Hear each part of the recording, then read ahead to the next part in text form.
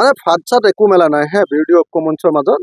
কিন্তু কংগ্ৰেছ দলে তেওঁলোকে বিৰোধী ঐক্যমঞ্চৰ আটাইতকৈ ডাঙৰ পাৰ্টিটো হৈ তেওঁলোকে আমাক লগত লৈ যি ধৰণে কাম আগবাঢ়িব লাগিছিলে তাতকে আমাৰ ওপৰত সকলোবিলাক সিদ্ধান্ত জাপি দিবলৈ লোৱাৰ কাৰণে আৰু নিজৰ ইচ্ছামতে নিজে এটা কথা নিজে বনাই লৈ আৰু নিজে সিদ্ধান্ত জাপি দিয়াৰ কাৰণে আচলতে আমাৰ মাজত এটা ভুল বুজাবুজি হৈছে।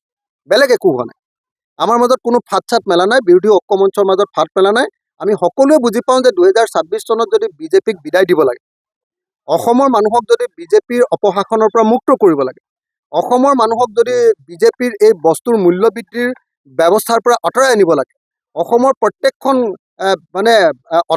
অটো ৰিক্সাৰ ওপৰত মানে আপোনাৰ কৰ, নতুন নতুন যি ধৰণৰ কৰ কাটলৰ ব্যৱস্থা, হিন্দু মুছলমানৰ ৰাজনীতি, সাম্প্ৰদায়িক ৰাজনীতি, অসমৰ মানুহ উশাহ ল'ব নোৱাৰা যিটো অগণতান্ত্ৰিক পৰিৱেশ, সেই পৰিৱেশটো নাইকিয়া যদি কৰিব লাগে তেতিয়াহ'লে সকলোৱে জানে যে বিৰোধী ঐক্যমঞ্চই ঐক্যবদ্ধ হৈ থাকি আমি ইলেকশ্যনটো খেলিব লাগিব। আৰু সকলোৱে আমি ভাবি আছিলোঁ, আমাৰ ৰাইজৰ দলে ভাবি আছিলোঁ যে আমি সকলোৱে মিলি এইবাৰ আমি 2024 চনৰ যিটো উপ নিৰ্বাচন হ'ব এইটো আমি কংগ্ৰেছকে সমৰ্থন কৰিম। কিন্তু কংগ্ৰেছে কি ভাবি আমি নাজানো, কংগ্ৰেছে কৈ দিলে যে তেওঁলোকৰ তৃণমূলৰ কৰ্মীবিলাকে কৈছে যে নহয় উপ নিৰ্বাচন একেলগে নেখেলে, তেওঁলোকে অকলে খেলিব। উপ নিৰ্বাচনৰ কাৰণে আমাৰ বিৰোধী পক্ষৰ মাজত কোনো চুক্তি হোৱা নাই। তো আমাৰ বোলে বুজাবুজিটো অকল আপোনাৰ বিধানসভা আৰু লোকসভাৰ কাৰণেহে আছিলে। তাৰমানে আমাৰ এনেকুৱা নেকি যে লোকসভাত তোমালোকে অকলে জিকিব নোৱাৰা, গতিকে আমাৰ সহায় লাগে, বিধানসভাত তোমালোকে অকলে জিকিব নোৱাৰিব, তাৰ কাৰণে আমাক সহায় লাগে, আমাক খটুৱাবা, আৰু যি সময়ত তোমালোকৰ চৰকাৰ গঠনৰ কথা নাথাকিব সেই সময়ত আমাক লাট মাৰি দিবা। এইটোতো হ'ব নোৱাৰে, এইটো নীতিটো কেতিয়াও হ'ব নোৱাৰে।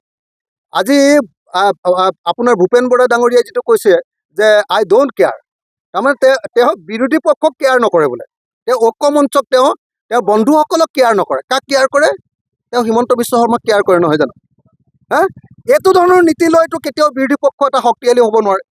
সেইকাৰণে আমাৰ স্পষ্ট কথা যে আমাৰ ৰাইজৰ দলৰ স্থিতি আছিলে যে এইবাৰ আমি কংগ্ৰেছ দলকে সহায় কৰিম। আমি 2024 চনৰ লোকসভা নিৰ্বাচনতো ত্যাগ কৰিছিলোঁ আৰু আমি উপ নিৰ্বাচনতো ত্যাগ কৰিবলৈ প্ৰস্তুত আছিলোঁ। কিন্তু এতিয়া কংগ্ৰেছৰ যিটো দাদাগিৰি দেখা গৈছে, কংগ্ৰেছৰ যিটো উপদ্ৰৱ দেখা গৈছে, এতিয়াতো আমাৰ কৰ্মীবিলাকে একদম স্পষ্টকৈ কৈ দিছে যে নাই, আমাৰ যিমানবিলাক উপ নিৰ্বাচন হ'ব, উপ নিৰ্বাচনৰ প্ৰত্যেকটো সমষ্টিতে ৰাইজৰ দলৰ কেণ্ডিডেট দিব লাগে। কংগ্ৰেছৰ কাৰণে আমাৰ নিজৰ সংগঠন দুৰ্বল কৰি থাকিব নোৱাৰোঁ, এইবুলি মানে আমাৰ প্ৰত্যেকজন কৰ্মী এতিয়া আমাক হেঁচা দিছে। এতিয়া আমাকতো কৈছে যে বঙাইগাঁৱতো খেলিব লাগিব, চিডলিতো খেলিব লাগিব, আমাৰ চামগুৰিতো খেলিব লাগিব, আমাৰ আপোনাৰ বিহালীতো খেলিব লাগিব, আমাৰ বৰাকতো খেলিব লাগিব। আমাৰতো সেইকাৰণে এতিয়া উপায় নাইকিয়া হৈছে। আমাৰ অহা 22 তাৰিখৰ দিনা আমাৰ ৰাইজৰ দলৰ এতিয়া এক্সিকিউটিভ আমি বৰ্ধিত কাৰ্যনিৰ্বাহক হ'বলগীয়া পৰিস্থিতি হৈছে। আমাৰ হুলস্থুলীয়া পৰিৱেশ সৃষ্টি হৈছে আৰু হয়তো এক্সিকিউটিভত এনেকুৱা সিদ্ধান্ত হ'ব পাৰে যে উপ নিৰ্বাচনৰ প্ৰত্যেকটো সমষ্টিতে আমাৰ নিজৰ কেণ্ডিডেট দিম।